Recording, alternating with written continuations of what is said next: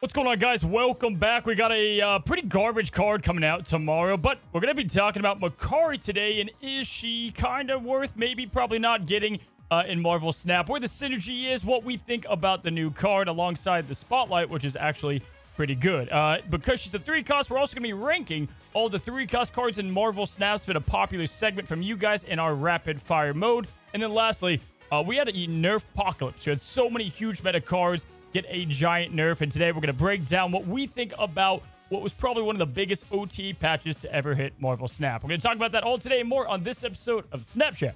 And as always, I am joined by the one and only Mr. Alex Coccia. For those that are listening, happy belated Father's Day. Is it Father's Day in Canada? I can never keep track. Yeah, it is. I think the only thing that we mess up is the, what's it called when the pilgrims come? I can't remember what it's called. Thanksgiving. Yeah, our Thanksgiving's first. And it's actually kind of good for us because we get Thanksgiving, and then you guys have Thanksgiving and Black Friday, and we get the Black Friday deals. Oh. So there's Black Friday in Canada now, and everyone's like, oh, Black Friday, and they go absolutely crazy. People used to like try to drive over the border to get to Black Friday sales, but then they'd get like, you know, trampled in a Walmart and get hurt and stuff. So not worth it anymore. I don't know, man. Black Friday seems pretty wild. I miss the old Black Friday videos, man. Watch people just trample for the thing they didn't even know that they wanted. That's what happens to me when there's like Prime Day, Amazon Prime, and I'm like, oh, power washer. How cool would it be if I had one of those and use it one time and never use it again? Have you gotten something like that? That's just me at Costco, man. Yeah, like Costco's power washers on sale right now. Dude, yeah. Well, hey, happy Father's Day to you. Happy Father's Day to all the fathers listening, guys. The best job in the planet, being a dad. I can tell you that wholeheartedly. Again, if you guys don't know, my son was born the day Snap came out, and I've had a lot of cool things happen in the last couple of years. It doesn't even compare. It doesn't even come close. It is a great job, but I got to tell you, like, it also is... It's a mixed blessing sometimes. I'm going to tell a fun story. Okay? So the last couple of weeks, we've had, like, Twitch drops, and, like, I've been burning the midnight oil, getting content out, right? It's been crazy in Snap and just in life in general. And there was a Friday, Saturday that I basically didn't sleep. I did the whole nighters thing, right? And then on, like, the Sunday morning, which I still have not slept, I told my wife, like, I really need to go to bed. She's like, yes, you do. You said you weren't going to do this anymore, Alex. And I said, I know. She's like, I'm like, just can you keep the kids a little quieter today so I can rest? Okay. I go upstairs. I am sleeping for cozy 45 minutes. I hear screaming downstairs. Not just like, I'm playing and I'm like screaming. So I'm like, so someone heard, like, what happened here? My wife's outnumbered 4-1. So I'm like, I gotta get up, man. Come on. So I get out of bed. I walk down the stairs. To set the picture, I'm wearing, like, you know, the undershirt and my boxers, right? Classic Italian look, right? Walk downstairs. My wife's just like, her hands are in over her head. She's like, oh. She can see me coming out. She knows, like, I'm like, come on, guys. Yeah. I'm like, what happened? What is such the big deal? My son, who's 3, is running around the house naked, screaming. Okay? Naked and screaming. She's like, he pooped his diaper. I went to change him. He freaked out because he wanted to put the dirty diaper back on. Did he put the poop diaper back on? Yeah, that's why he was mad. And then here's the other part, which is even more hilarious. My 5-year-old son comes over. He's like, Daddy's up. We're getting ice cream. Oh, I'm like, what? No. I'm going back to bed. And he's like, no. And he starts crying. I'm like, why is he crying now? My wife's like, I told him that when you got up, that you'd buy them ice cream. So now he's crying. I'm like, well, I guess we're getting ice cream. So I got 45 minutes of sleep. And as a reward for those 45 minutes, we got the kids ice cream. So, dude, I brought my son to a family kind of birthday celebration in San Diego. Had a nice white button down on. And it's always, again, like a 50-50 if we're going to have a good time or if my son's just going to go ballistic, right? Because you can't control it. So we're walking, and we're almost in the restaurant. And my son's in this phase right now. I don't know what's going on. And he looks at me square in the face, and he just goes, bam, and headbutts right in the mouth. Hey, blood just everywhere. I walk in this restaurant, just look at a guy out of like an MMA fight, and there's just nothing you can do about it, right? You're just like, okay, this is my life now. And you damn right, I ate all of my dinner covered in blood. The waitress was just in awe. It's just dad life. It's just dad life, man. But listen, guys, we're having a nice little opening monologue here because, well, the card this week isn't exactly what some would say a fire card, so much that they already updated it before it came out from what we talked about last time. We have a lot of fun segments to talk about, a little bit riffing about random stuff, a little bit of Snap, But Alex, what are we talking about on your side of the Snapchat? Cozy, on my side of the Snapchat, we're going to be discussing Cersei, which has had a wild week in the meta. We're going to be giving Cersei a review. We're also going to be discussing the best cards at every cost in Marvel Snap. What are the top performers, the most popular cards, and most importantly, the ones that are making the greatest impact in Marvel Snap. And then finally, as always, our Snapchat mailbag. Well, my man, let's just get right to the chase. Let's talk about the new card. And this is one of the few weeks that we have a spotlight much more appetizing than the card itself. And kind of a crime this is a Series 5 card. However, Makkari, guys, is a 3-cost 4-power card. She's 4 power. She got upgraded from 3. And the ability reads, after the turn, she runs from your hand to a random location if possible. So she plays herself for free, guys, in short. So that is Makkari. Short, simple, and sweet. The spotlight she comes with, though, Alex, is Gladiator and X23. 2 very spicy cards. Pretty good cards at that. We can do it together if you want this time around. We could do it independently. What are you thinking for the star rating? My man, I'm going with 2 stars here on Makkari. 2? You like a 2? I don't even know if I can get to 2. I feel like I'm going to go down to 1, maybe 1.5. Oh, this is a 1-star Cozy play? Okay, hold on.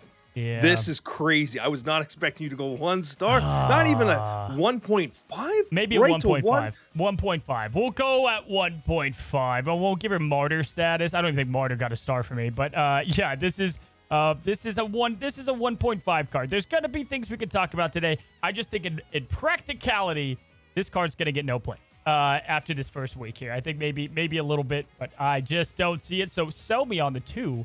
And viewers, tell me if you like it above that. But yeah, so I've got a few different decks I think can work with. The sad part is we thought this was going to be a nice little addition to Cerebro 3. They obviously bumped it to 4, which isn't really a thing. You know, it's kind of, but not really. But there are some archetypes that like it. Alex, where do you want to kick off with talking about Makkari? I think it's funny that you bring up the fact that, like, I basically had pen and paper to Cerebro 3 deck. And that was the only place I was going to play. I was like, I'm going to play Cerebro 3. That's the only place I can see this card being played. It sure as hell is not a Surfer card, in my opinion.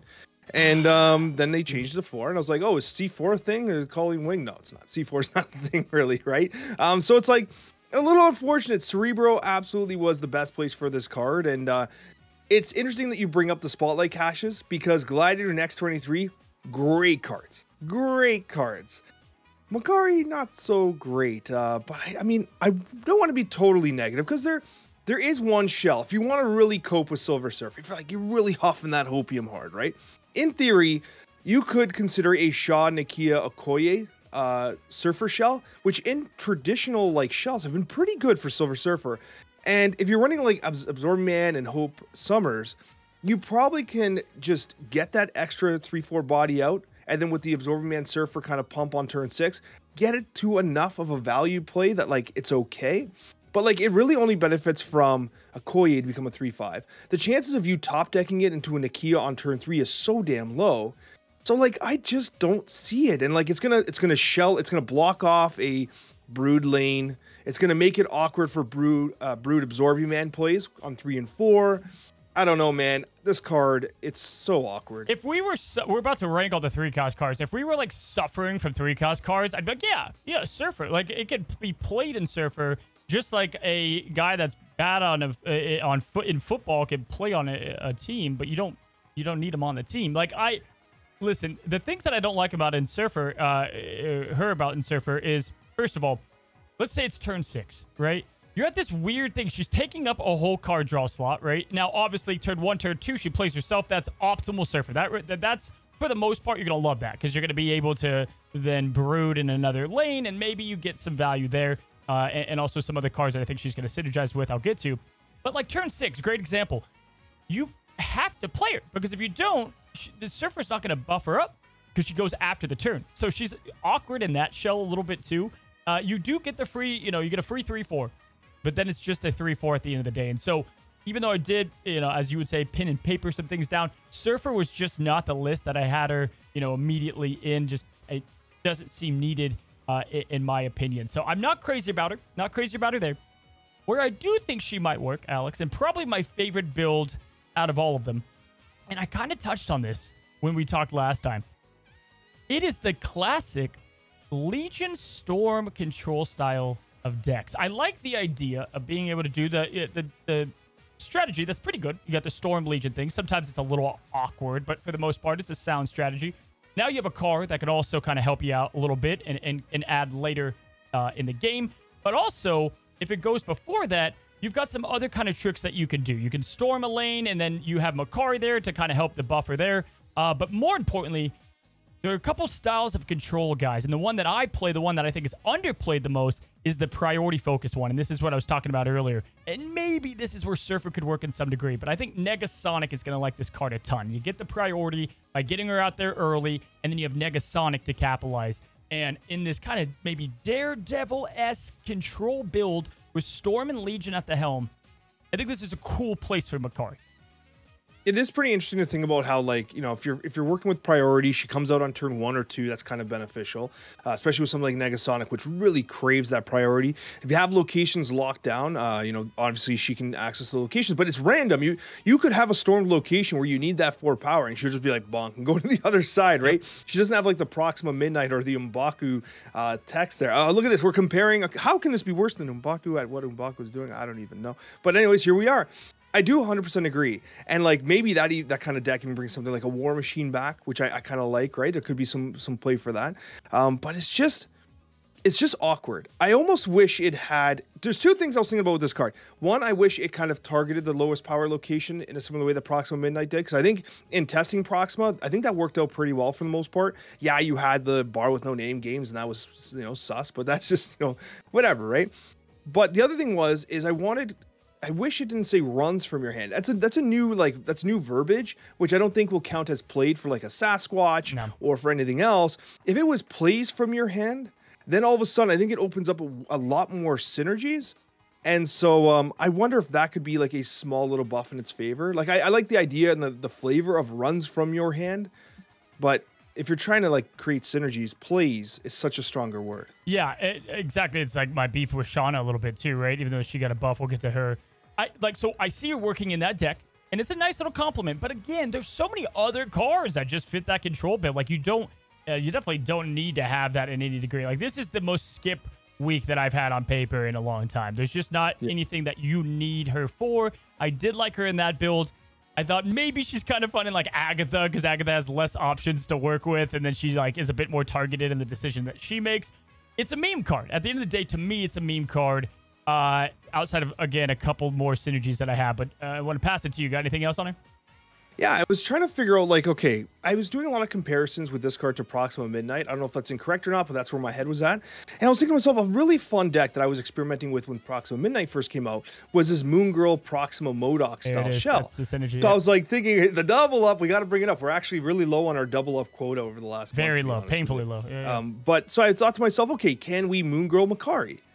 But if you think about it, the way this works is you would have to top deck Makkari on turn 4 in order for that to happen, and you have to have Moon Girl in your damn hand. So, like, it's just not flexible enough. Like, it just doesn't work. But what's cool about that, though, what I like about the Moon Girl synergy with her is that, A, if it worked, it worked. But B, Moon Girl has so many card generation in your hand that it makes it super awkward, and Makkari would then play both doubles out, and then you have, like, room to get more cards. And I was trying to think of other archetypes where that's the case, and it's just not. Like, you just don't really maybe bounce, but you're not going to put that in the bounce deck, right? So, yeah, it's just, that's the thing. I don't think I've ever looked at a card and been like, there's just nothing here, man. There's not a lot here. 3/5, maybe. Like, I know that's crazy that we even think of that, but why Black Swan a 3/5? Why can't she be? I think they both offer the same niche usage, if you will. But I thought maybe Cersei's kind of fun. So she's a 3-cost that plays herself. I thought Cersei would be kind of fun. Yeah, because it's an extra target for Cersei to, you know, hit a Mr. Negative. Yeah, exactly, man. We're in a Tuma in the same lane. I got to tell you, I cannot wait for the Cersei final verdict. I'm already, like, within 20 minutes of playing, I was like, all right, that's going to be a fun Snapchat. Yeah, so in short, guys, not a lot here. Not a lot to just say what we like about Makkari. Not even a lot of decks to build around her, per se. This is a skippable week. Save up. We got Orisham. We got Fastos. We got a lot of cool... Orisham. We've got a lot of great cards coming out. This just ain't one of them in my book. And it's going to be more apparent when we rank all the 3 costs later on. Any other closing remarks on Makkari? Yeah, I do think that it's a tricky spot because in theory, getting a card out for free, right, should be good in Marvel Snap, right? It should be good in any game. Free card, why wouldn't you want that? But Surfer almost never has extra cards in his hand. It's very efficient with Sarah Surfer. Locations are extremely impactful, and having this in the wrong location could be potentially problematic. And the other thing is that, like, at the end of the day, you only have 12 slots on your board. And we have so many efficient cards at utilizing those slots, especially in the current meta we have right now. That, like, it's just hard. It's a hard sell. And, like, the last thing I want to throw out there, Cozy, this might be coping. Maybe Zoo, because you just want stuff out there, and you throw a Blorville down, and it's 3/5. I don't know, man. Like, you're trying to get bodies out there. No, I'd probably play Agatha before that. Maybe Agatha Zoo. That's an archetype a little bit. You know, maybe that. To me, this feels like if they would have made this last OTA, if they had Quicksilver, his text changed to this, I would have been like, cool. Like, it seems like I go rework through Quicksilver. That is fine. At a 1-cost card or something, and then it's a 1-cost, so it's just kind of like whatever at that point. I don't know. It just doesn't do it for me. Yeah, not crazy about it. But you know what? Not every single card needs a slap. We're kind of glad it's not, right? Because then we're already so congested with currency, and so this is going to be a nice little save them up week in Marvel Snap. And I'm probably going to go the meme route in my video. I'm going to be honest, do maybe some Agatha shenanigans, but. Funny enough, I just heard... Okay, get this, man. I just had my doorbell ring, okay? It's these little kids. They're ding-dong ditching over and over and over. Ding-dong ditching. I have a question for you. I actually don't know this about you, Alex. Were you a good kid? Like, were you promiscuous at all? You were good? No, dude, I had a feeling. I was a good kid, man. My parents always knew where I was because I was always in the basement on my computer. Really? So you, like, if you see caution tape as a kid, you're like, okay, caution tape. Better be cautious. I didn't even see the caution tape. I was doing my homework, man. Oh my god, dude! I could not have been opposite. I was definitely the rebel a little bit. I wasn't crazy, but I definitely you didn't ding dong ditch as a kid, man. No, I did nothing, man. I like legit was a very strong student, very good kid, like, all that kind of stuff. My brother, though, who's 2 years younger, very, very, like, everything that I saved my parents, he put my parents through, man. Okay. There was one night, I remember it was high school. He was like in like grade 11 or something like that. So my dad, he's like old school Italian, makes his own wine all the time. He has this one demijohn, which is like this huge barrel of wine. And every single year, he only drinks a certain amount, so that he only adds new wine to it. So theoretically, he drinks it halfway and then tops it up, drinks it halfway. So in theory, there's wine in there that's 30 years old, right? It's the way he makes this, it's the way he does it. My brother one day, right, went to that demijohn and just filled up a huge thing of wine and took it to some like high school party. No. My dad figured it out because it went past the line where my dad's like, someone took out too much wine. He's like, my brother did it. He's like, where'd he go? My dad found out where he was, drove to this high school house party, walked in the front door, right? This is like an old school Italian guy in like in his 50s. Walks in, he's like, finds my brother, takes the wine. He's like, we're talking about this later. Drives home. Dude, That's how protective of the wine my dad is. I was more like your brother then, for sure. Like, I would go to... Do you guys have... Like, we would have in where I grew up, we had, like, gates, right? And, like, not... Like, we weren't in, like, a super nice community, but we had, like, a gate to get in, and there's, like, a little gate thing you could call people from the gate, right? To let you into the whatever. And I would go to that box when I was, like, 9, man, and I would call people and say that there was a raising of money going on for a community center for the neighborhood, if you could come by the gate and drop off your donation. I was like 9 doing this, dude. And I got like maybe 27 bucks. I was like, and 27 bucks, I was like on top of the world, man. My mom found out. How did my mom found out? My brother, he outed me. Did you out your brother ever? Did you ever like tell him?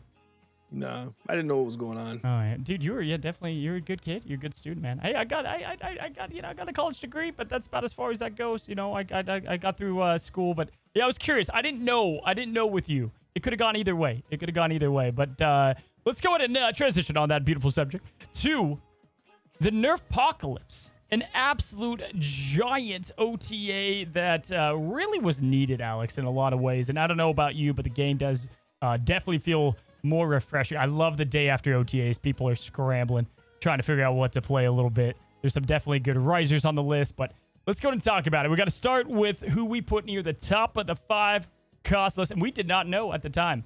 But Professor X, obviously biggest change of the patch here. Professor X, who's been a long-standing titan of Marvel Snap. What are your thoughts, man?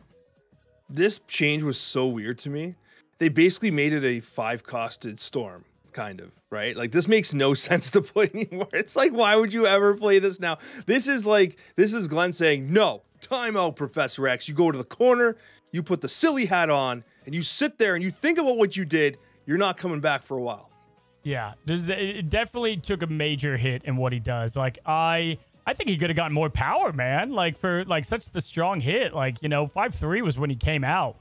So it's like, I definitely, but I thought his impact affected a lot of other cards too. Obviously, like Jeff or War Machine or whatever, because this mattered. A move decks, man. You used to play, like, Phoenix Force is loving this. Like, you used to, if you had a Pro X played in the middle, you're done. You are done in a move deck, right? Now it just doesn't matter whatsoever. I think that's really important for some of those decks that really struggled against just one card in particular. But yeah, definitely a sad day. And, you know, I thought this would have been enough to not adjust Cannonball. I was shocked that they took off a PowerPoint on Cannonball because his biggest thing was, he's still a good card, but his biggest thing was that, in my opinion, was the moving and breaking. There's no question. I could not believe they took a point off Cannonball, to the point where I was like, wow, people are like saving up their tokens, buying this card, spending the 6K. And it honestly, outside of the Pro X synergy, this card is not that strong. Like, the Professor X was a major component there, right? And if Gilgamesh Zoo really starts to pop off more, then yeah, Cannonball is going to be a nice release valve for that, right? But going to a 5-7, I think, was a little risky, but I think they knew that too. I think they knew it because they did mention, hey, we might revert this. I can see it being back to a 5-8. I think 5-7 was rough. I know that Cannonball pissed a lot of people off, but it was because of the Professor X that Cannonball was so effective. Yeah, and it reminded me of like when they did Statue Black Bolt. When things meta for so long, and like they like really snip the cord on it. You know, they make sure it dies, and so that's probably what they did there. Hella, a lot of ways they could have gone with this. I was pretty shocked they went with the negative power, and that they weren't more aggressive with it, potentially. Thoughts on Hela? I actually think this is a better approach to limiting the number of cards she brings back, which I think is the other suggestion. If Hela's only bringing back 3 cards, then I think that just kind of ruins the feel for it, right? Agreed, but I understand the concern with Hela, where it's like it's a non-interactive card. You can play a great 5 turns, then they basically play nothing, and on turn 6, they just bring it all back, right? Yeah. Like, I totally get the frustration from a play perspective. But I actually kind of like Hela. That might be a hot take. Like, I don't mind it. I just don't. I think Blink took it over the edge. Is kind of what happened. And this doesn't do. I joked like a 18 power Infinite, still an 18 power Infinite. I kind of wish they made it where she resurrects outside of her lane, and I would have been kind of happy with that because there's more targeting there and like just more like you know what's happening a bit more. There's a bit more ways to maybe counter that. It kind of helps her in some degree as well.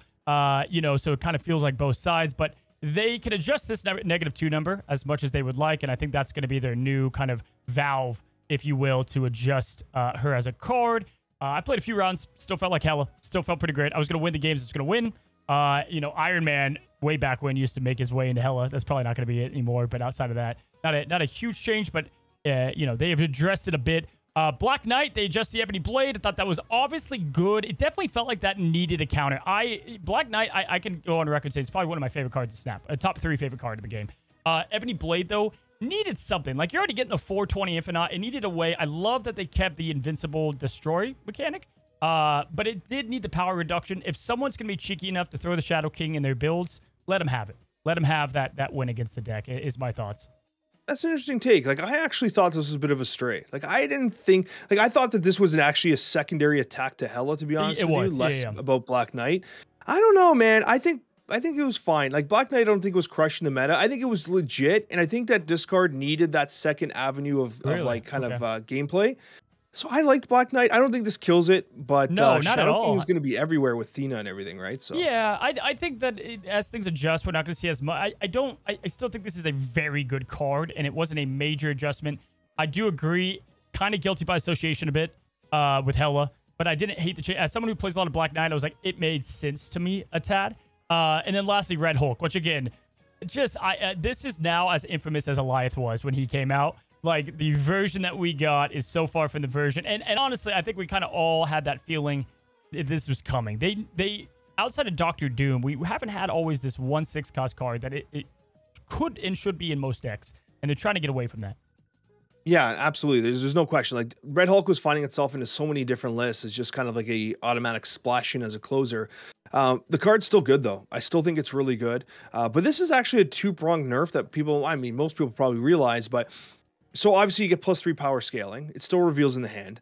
But most notably, Red Hulk is now Shang-Chiable right off the top, because before it would sit at 6/9, right? Which is nice. But the problem with that is that like if you play Shangers misses because it's 6/9, and then it gains the power if you floated, right? So it'll pop up at the time, which would have been 6/13. So now it's actually much more susceptible to removal. Which is, yeah, right. And I think that's fine. He reminds me of Darkhawk in the way that, like, there's been so many adjustments, and that card is still good, right? Like, it's the same deal. It's going to be a good card. You can play, like, you don't need to feel bad if you got this card. It's still going to be fine.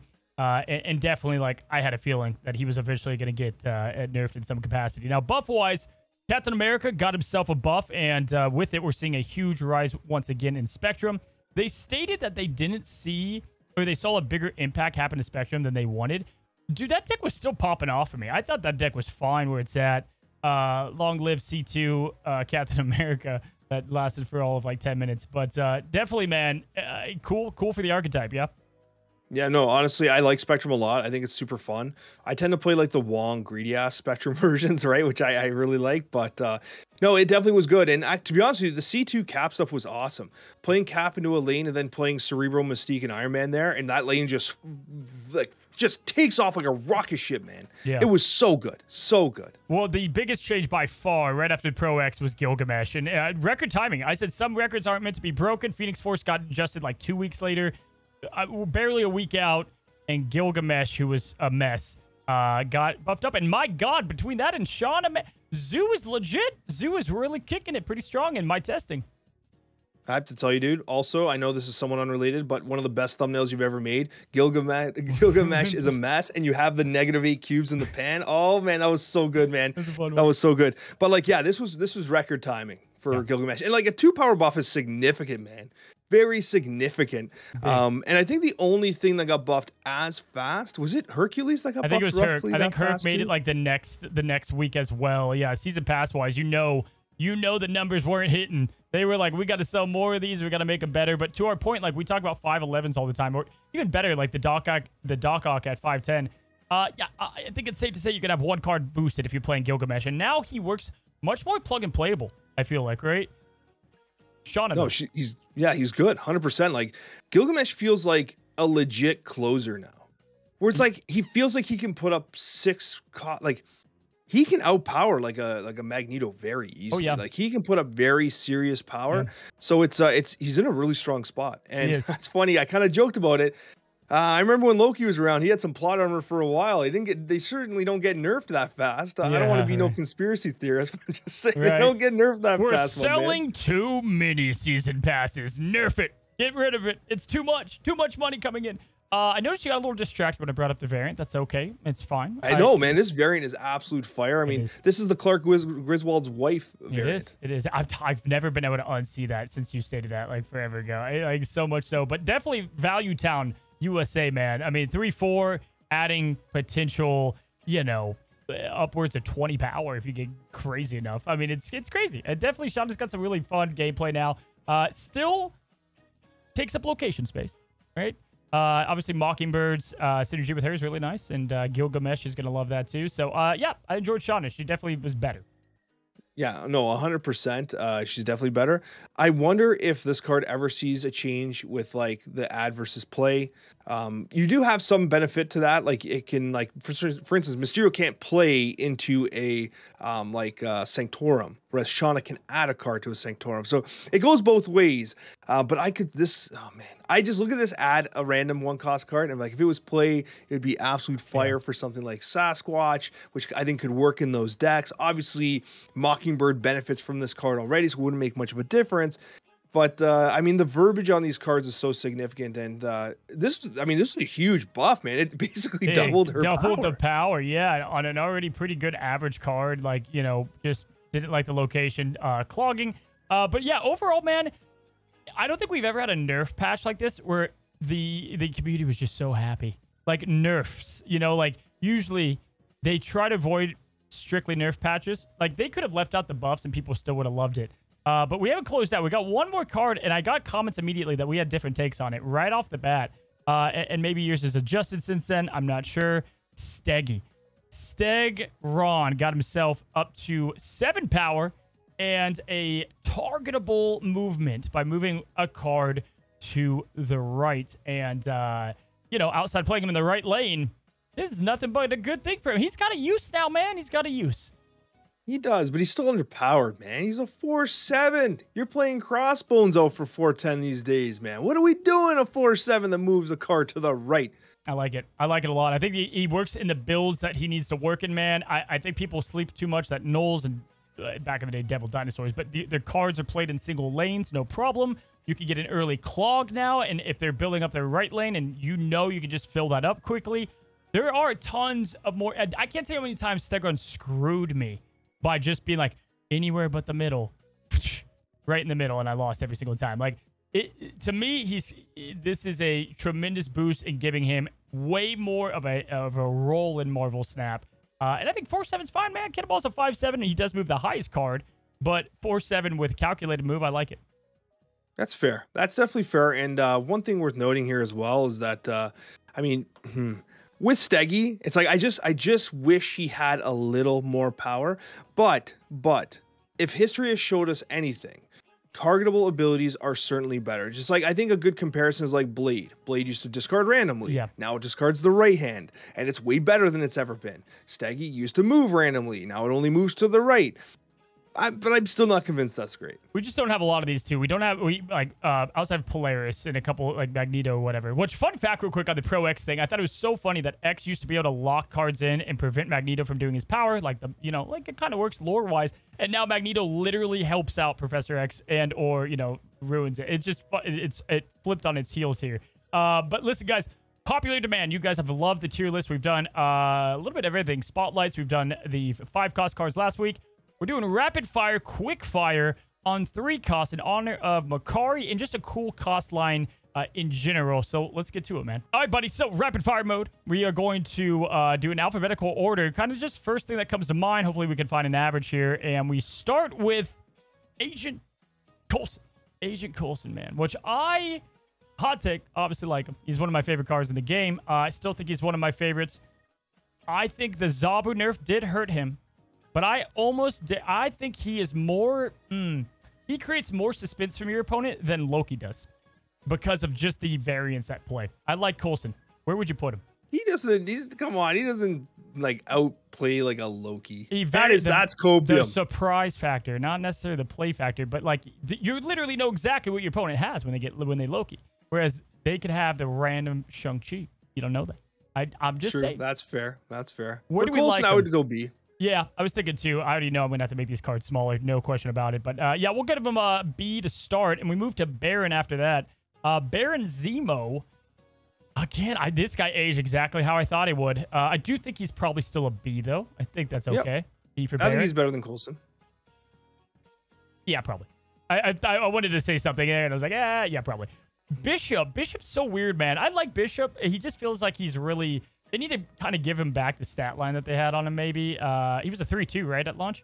Was he a 3-2? Yeah, he was. No, was he 3-3, then nerfed to 3-2, then 3-1? I know. I was thinking about that, too. Yeah. He feels like he needs a little more love, but, I mean, dude, with the decks we have nowadays, he still does what he does. I have a hard time putting him in A, though. No, I was thinking like high C, not even B. Okay, fair enough. Because like really, if you're not playing with Mysterio, he's dead. Like it's Mysterio or bust. In the Kitty Pryde deck, like if that, that's kind of the whole thing. And then you won't make a regular Kitty Pryde deck if Mysterio's not there. I bet you Bishop doesn't exist. Yeah, maybe the balanced version, but yeah. And then at that, you're playing him on 3, but then you can't play your Kitty. It's just awkward all around. And speaking about awkward, we have Black Swan here, who is another just what happened to this card. This is a card, I don't care if it's a 3-5. I never play it, dude. I want to give it F. Do you think into C? Do you think F? What do you think? I don't know. You know what? It's a damn shame it's as bad as it is. I mean, it's got to go in F. It has to be. It has to be high F. It has potential still. Yeah. I don't think the worst days are definitely behind us, but Black Swan needs to step it up for sure. I think it deserves an F. I have a hot take. Black Widow, I still think is a really good card. That's just not played enough. Yep.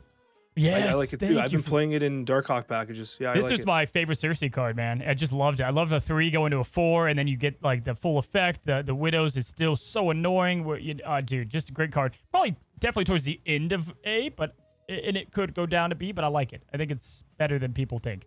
Brood S2, no problem. Yeah, top of the top. I like Brood a lot. Yeah, I don't know. Like it'd be low S tier in my opinion. It has to be S tier. Yeah, low S tier. But if I'm thinking Surfer, if I'm thinking a great Mockingbird Patriot decks, it's got to be Brood, no?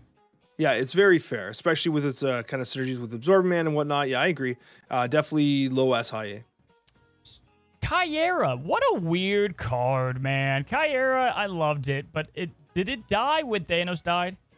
Yes, it did. Because like basically Kyera's use was, all right, I'm playing Kyera down. I'm cheating stuff out with Thanos Lockjaw. Oh no, my Devil Dinosaur came out early.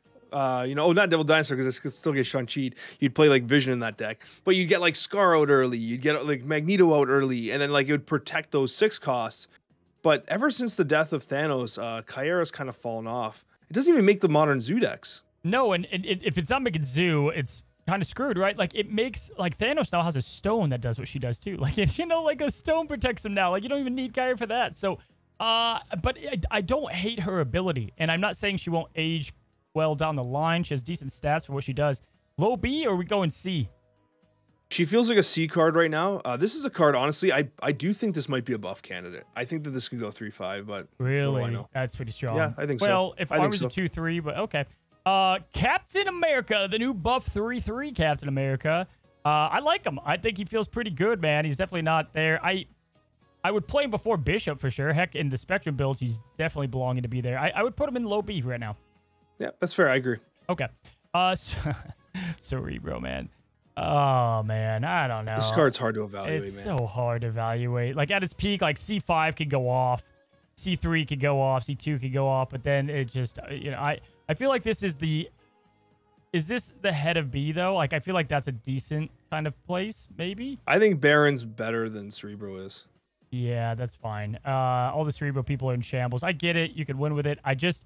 Man, it's got so much going against it. It has so much going against it constantly. And even when people win with it, it just like, it just doesn't look, stats are never there consistency-wise. Corvus Glaive. Oh, you know what? I've really warmed up to Corvus, man. I was kind of a doubter at first, but this card is so good. It's definitely in the A tier somewhere. Yeah, it's sure. A tier. Like these cards that really help out other decks and it like defines those, I think deserve A tier at the minimum. I agree. Feels good. One of the easiest ways to get bonus energy. No question. Cosmo. Underplayed. I think because he affects both sides, they should buff him up to a 3-4. That's my own take on it. Where do we like him? I think he's a B card for sure. He's being played right now as a C. Like you're not seeing him very often. But I'm telling you right now, a really well-placed Cosmo is a game winner. 100%. That's like a 4-cube winner very often. I almost like him better than Baron. I'll be honest. I definitely like him better than Baron if I'm being honest. Yep. It's just tech cards, man. Like he could borderline make A. We'll see what happens. Crystal. If you're not playing Tribunal, it's pure copium. I think Crystal's dog water. Yeah, I think you can put her in F. Because realistically, that's a one-trick pony card. Not even being played in Tribunal. Like modern lists don't even play Crystal right now. Yeah, I would say she's an F card right now. Cyclops is never played a Patriot, but it is played in High Evo, and it's great at that. Really important to High Evo, but very niche, obviously. Very niche.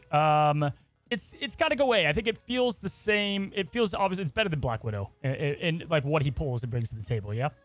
I think he's better than Corvus, to be honest with you. Like, if you think about what High Evo is, he's the linchpin card of High Evo. Like, he's truly the one that carries. Yes, Hulk's the finisher, but the entire mid-game engine revolves around Cyclops. Like, I do think that Cyclops is tremendously powerful. Okay, all right. I'll hear you out on it. We moved to Dawkin, and... Oh, Dawkin's just like every time I have him in a deck, I'm just like, all right, cool. He does things. He does things. He's a C tier to me.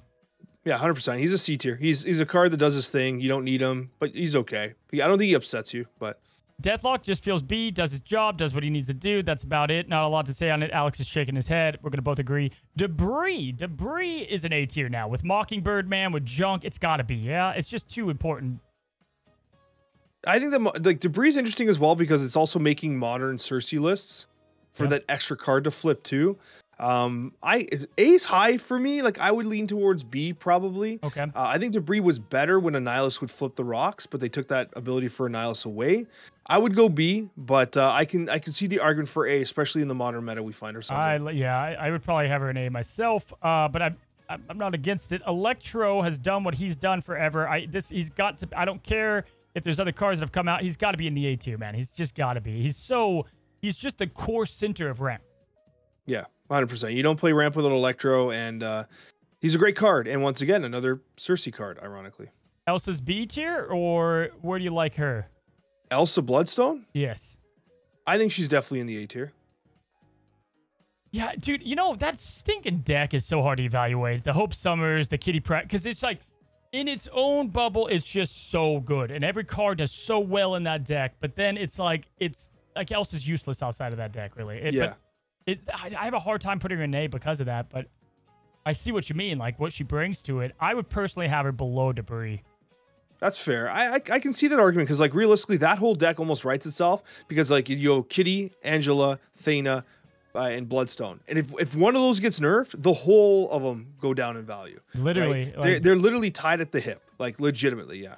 Gambit, probably one of my favorite cards to play in the game. No question about it. Love Gambit. So fun. I think he is not bad. And now with Pro X kind of going down a bit, I think he's going to get better. Can we say top of C? Sure. I'll accept top of C for pure fun factor, but for me, he's always going to hit a squirrel. Yeah, right. Every time, dude. But he can have some swing games. Ghost is still terrible. You could F Ghost, honestly. I think so. That came out wrong, but you get what I meant. Yes, I hear you. Gladiator. Is Gladiator still insane in your book? Where do you have Gladiator? I think I know, but I want to know what you think. I have always loved Gladiator. This was like, even when it was a 5-7 or 3-7, sorry, I was like, Gladiator, yes. I gave it like a 4 star. I was like, let's go. And people were like, Alex is coping. Hey, yeah, I got buffed and now I'm right. But well, I love this card so much. It definitely plays like a star in A for sure. I don't think it hits the S tier level, especially because it's so meta dependent. Like with Hella decks and stuff like that, you're pulling Red Hulks out. Like that can be risky. But I love the card. I just love it. I think it's one of the most perfect cards they've designed. It's such a nice risk reward type feel. And as things go down to 7, like Cannonball, it straight up kills Cannonball. Like it's kind of cool. It can always stay relevant. I agree. Green Goblin, man. Oh man, what a great card. Has always been this good all-arounder.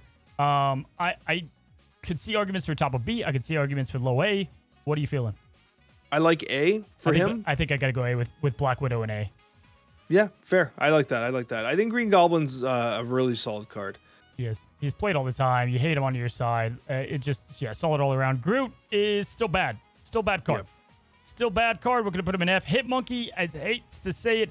I don't even know if I could go C, dude. I guess. But, like, good God, is he bad? He's low C for sure. Yeah. We'll go low C. Hope Summer's very easy. This is the top of the board for both of us. I'm sure Alex will keep it rapid fire, so we both know we love. Hope Summers, you should too. Just great plug and play all around card. Ironheart. Ironheart's hard, man. I would say low B, low B, high C range. Yeah, I feel like C. I do. Like, I feel like you have like the Odin combo, Gilgamesh, sure, but there's just, I never am pumped about Ironheart. And it's just awkward to play in my opinion. Jean Grey, I do think is certifiably in B. No question. That's coping. Oh my God, dude, you've always hated it, man. You've always hated Jean. No, I like Jean Grey. I just don't think she's definitely like the definition of a C tier card. I disagree. I disagree. I love the synergy here. Maybe it's because I do a lot of control stuff. I will put her in C, man, but you have made my challenge of the week. Bring Jean Grey back. So, Alex, I can thank you for my future video coming out. Yeah, if I'm wrong, let the comments call me out. Is Juggernaut B, even though he does not play it as much? Juggernaut's fallen off the face of the earth a little bit. He's always been so underplayed. Really like him. He's always been I know, he's so underplayed. He's probably low B. He's an excellent card that's not getting the respect he deserves. And if you're watching this visually, and when people post this online, it definitely goes left to right, then second row. Killmonger, man, still Killmonger. S tier, yeah. I don't lean S tier. I think top of A. It's so tough. We have so many good one-cost cards now. Oh, dude, I feel like this is gonna age poorly. I think I want him in S, but Okay, put him in S. Put him S then. I would lean high A, but I don't want you to like get all emotional. He's just value town, bro. He's value. You kill one card that's a 2 power, that's already a 3/5, and then like the value town. He holds back your deck design. Somewhat, yeah, a good amount. But I just feel like he's the tech card of tech cards. He does what he does best, man. Gets rid of those pesky nebulous sunspots. You name it. We're not as much in the meta of those, so maybe it feels a little more lackluster since then. But Lady Sif. Definition of a pure activator card, man. B, just because of what she does for Hella and dependable discard. Man, I was thinking A. Like, she's a remarkably well-statted, reliable discard card in her archetype. I don't know. I would put her bottom of A. Like, without her like, the whole deck feels different. That's fine. I'll put her above Black Widow, even though I do think Black Widow is a bit more plug and playable. Yeah, like she really amplifies that deck up to a large degree. What about Luke Cage? He's gone through so many iterations, but Luke Cage is, to me, always constantly slept on. Like just what this guy brings to the table. I lean low B. Oh my gosh, no way. He's an A card for me. No question. What? Really? No question. Come on. Oh yeah. Dude, between location variants, yeah, but he's so much more valued than that when it comes to location, when it comes to obviously Shadow King counters. Feeling good about now we have Hella, but you're not gonna play him in that. Dude, he's such a feel safe card. Like to me, he feels like a solid play on 3 in most decks because you just know what you got out of him. I like him an A. So you're giving your security blanket an A tier rating. I'm gonna give him an A. I'm gonna give him this. I've let you have the other ones. I'm gonna say, you know what? I'm putting my foot down for Luke. I'm putting him down. I actually would have him above. I don't know, man. I think he's good. I think he's pretty good. I'll put him behind Green Goblin, even though I think we could put him even better. But we'll see what people think. Magic, interesting. This to me is a high A, low S. This is a great friggin' card. This is awesome. This is one of the best. You love Magic patches they've ever This is one of the best redesigns they've ever done. The power of having a turn 7 that you're having is astronomical. The counters to her, or at least the play rate of those counters, have gone down pretty tremendously. Like, we're not seeing as many legions or whatever.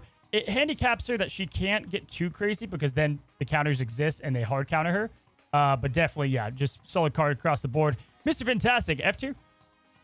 It's a shame. I think that Jeff really messed up Mr. Fantastic because he had all that reach and he could play wherever he wanted to. Mr. Fantastic feels a little hamstrung. This is definitely a buff candidate, 100%. Putting him in F feels about right because he makes no decks right now. Not even the ongoing ones. Mobius. Yeah, he's an A card for sure. Yeah, A card for sure. In fact, one of the better A cards. Obviously, like one of the most... man, he's just great. He's just a great card. Talk about just being able to win the next turn if you play him in the right time and counter some of the best cards in the game, counter some great locations. You get Elysium, you play Triple M, it's over. It's done. Wrap it up. Yeah. Moon Knight, garbage, F tier. Yep, garbage. Yeah, right in the F tier. Right in the F tier. Morph, I have come around to. Because of all the cards that have happened and with Ravonna being as strong as she is, I don't think Morph is a horrible card. He's still a meme play a lot of the time, but he's not as memey as he used to be. Is he a B? No, he's not a Cozy. Come on. How much eggnog have you been sipping on this fine Sunday? It wasn't eggnog. It wasn't eggnog. No, dude, I don't know, man. Tell me, like, what worst case scenario with him? You're not getting a 1 cost. I mean, you get a couple weird ones, but I feel like he's always he's just better, man. I think he's better than people give him credit for. Okay, that's fair. I'm listening. But, I mean, B's coping probably with Morph. I tried him with Cersei a lot because I'm like, see what we get from him and what happens. Mystique might be one of the biggest falls from grace that we've ever seen. Now, it still works in a couple of decks, but, like, gosh, it was a core center build in the early days of Snap. S tier top card, not anymore. Love what she does still. She'll always age beautifully, but I don't know where to put her. I don't. This is a tough one. Low A is probably appropriate. I think the card's remarkably powerful. It's just that like she fell off with the change to Darkhawk, right? A lot of the core synergies, like Ronin's not really that playable right now. There is a Ronin deck out there, but like if the ongoing cards, the big thick ongoing cards, she's the taskmaster of ongoing basically, right? Yeah. If those cards aren't pumping, then Devil Dinosaur is not meta relevant. Then she doesn't feel as good. And Cerebro being Cerebro. Yeah, like, I don't know. Mystique basically sees only play in Cerebro right now for the most part. Nakia. This is like mid-C. Like that's exactly where I made room for her. Negasonic, I think, might be constantly one of the most slept on cards. I just love Negasonic. This card has won me single-handedly more cubes than just about any.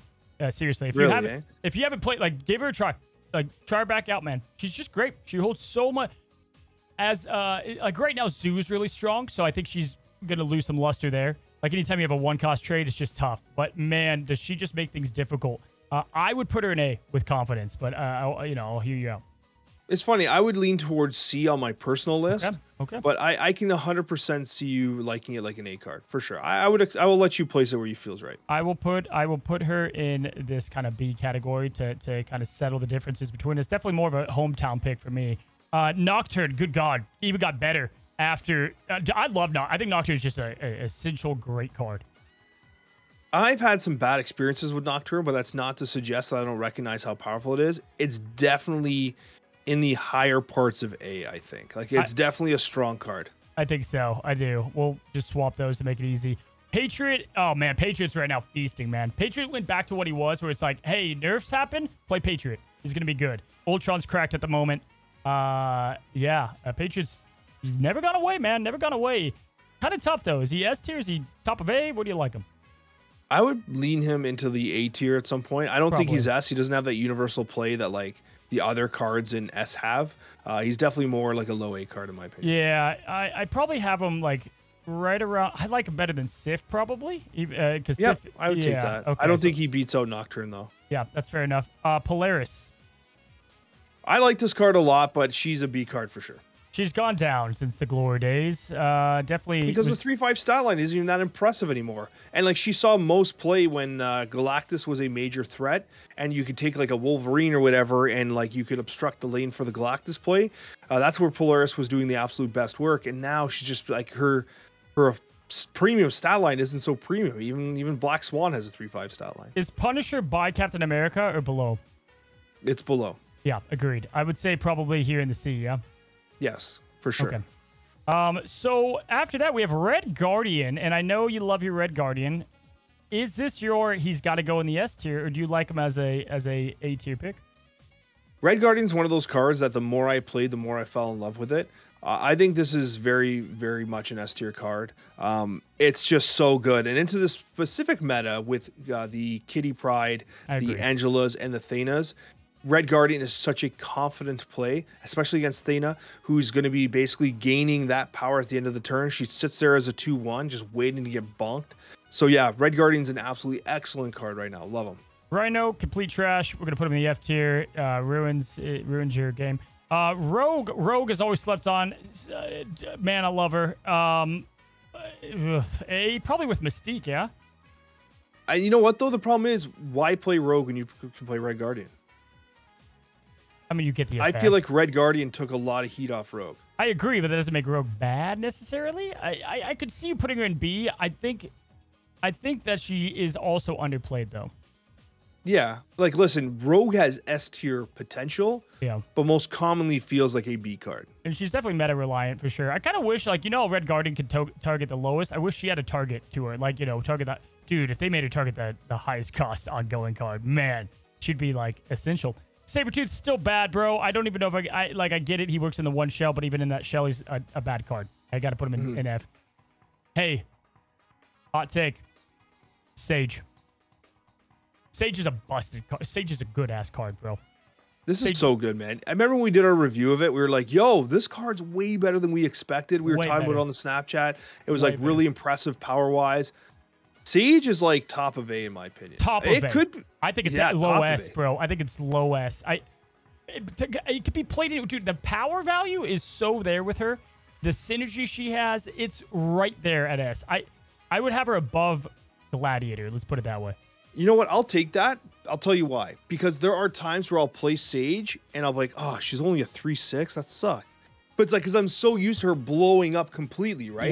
Yeah. So yeah, I could take that. Like, Sage has been a remarkably well-received card for sure. Sauron goes with Deathlock, does the thing for the deck, does his job. He's out, right? Good card. Hard to place him higher. Shaw. Ooh. Shaw's tough. He's B, right? Put him right with Sauron. Sorry, it's crazy. Sauron's probably one of the best cards in the game individually.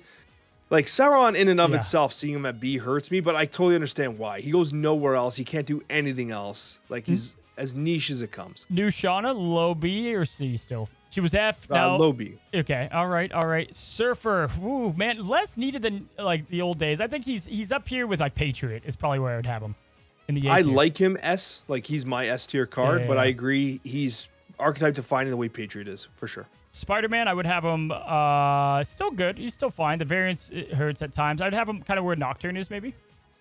No, Nocturne's way better than Spider-Man. Yeah, Way better. No, I don't think it's not, close. Yeah. Well, okay, then what are you thinking? You like Spider-Man? I would say like he's high B. Like I don't think he makes A.